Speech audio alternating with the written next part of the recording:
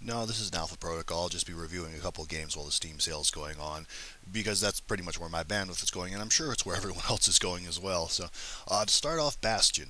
The game is very beautiful. Has some good music, almost to the point of being relic quality, and the story is also quite nice as well. Um, Pick it up if you can. It's usually like about $5, $10. I think there was a sale on it a few days ago, so if you missed it, it probably will pop up on the last day. Um, the gameplay can be a bit samey. A lot of the ranged weapons are a bit finicky to aim, and it can be at times very difficult because certain stages are constructed so that you need a certain weapon to do a certain thing. So just be aware of it when you're playing through it. But it is still a very good game. It's worthwhile to own. Darksiders. If you're playing on a PC and don't have an Xbox or PS station, this is the closest you'll ever get to God of War, and that's pretty much its only redeeming feature.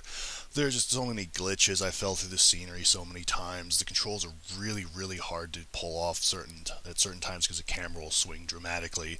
There's like a half-second delay when you hit a key and something actually does happen, and it gets even worse when the enemies flood the screen. It doesn't really feel like its own game, even at that. Like somebody just took a bunch of ideas from multiple games and kind of strapped them together without really thinking how they'd play through.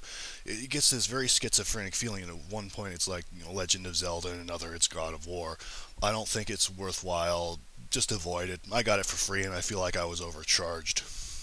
Disciples 2, it's a turn-based strategy game. Eh, Getting it to run is probably going to be the hardest part, but it's very worthwhile if you can get it to run. Great artwork to it. If it had an art book, I'd buy it.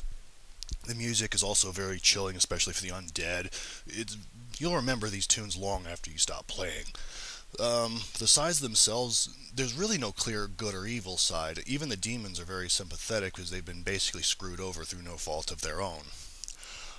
It is a turn-based strategy game, so it is very hard. You're going to need a lot of forethought before you commit to battle. When you start playing, expect to lose for about 5 retries until you finally get it. Very good game though. It's usually pretty cheap. You can probably find it around $5 or less on Steam, so very worthwhile. Go pick it up if you get the chance. Divine Cybermancy. This game's absolutely insane.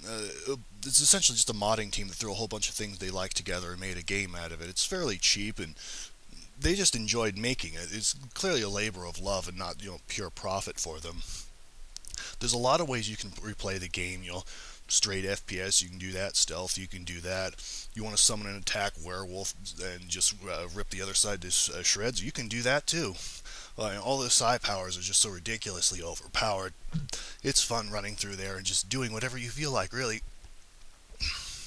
The difficulty is a bit all over the place. Some levels will just be pathetically easy to clear, and some will just be hell.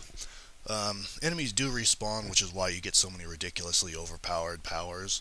And I think the default ones are really just too high, and unfortunately the default one is the second lowest. The last one just disables them altogether.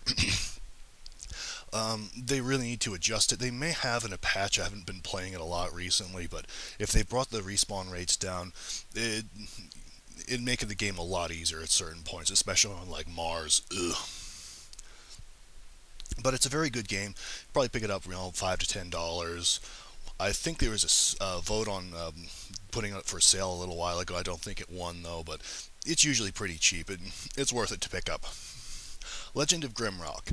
Haven't played all the way through it. I'm on the second level so far, and I really enjoy the game. So as it's going.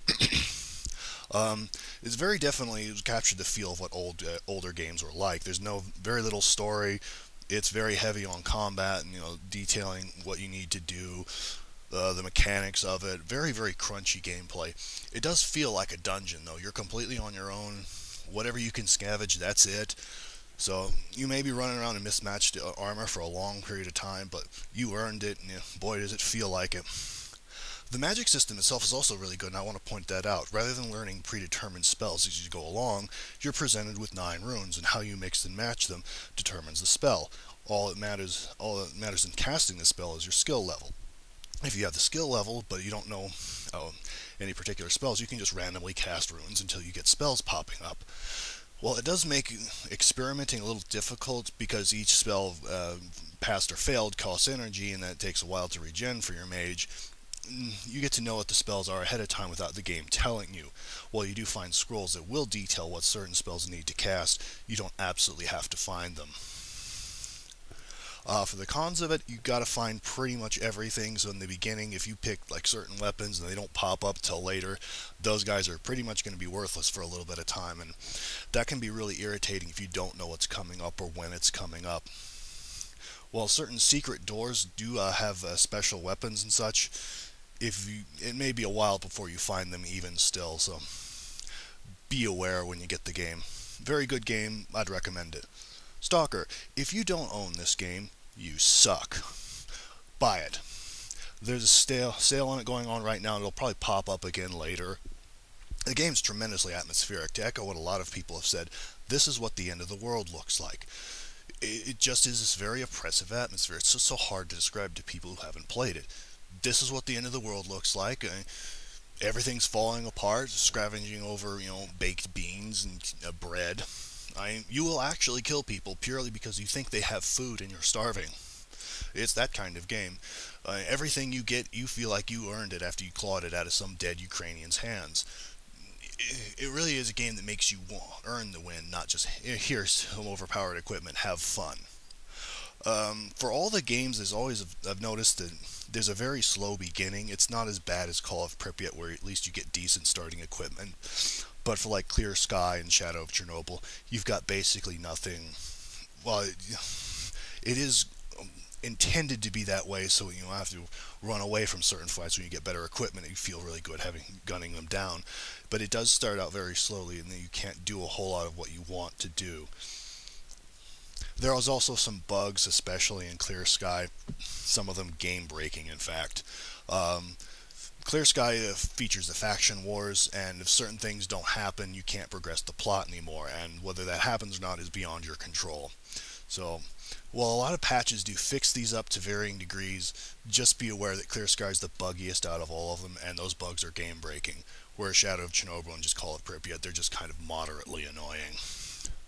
I will try to have a setup probably early tomorrow. I have to work today in the afternoon, but the rest of the time I should be able to start up regular updates again, I hope. No promises. But, so until next time, bye.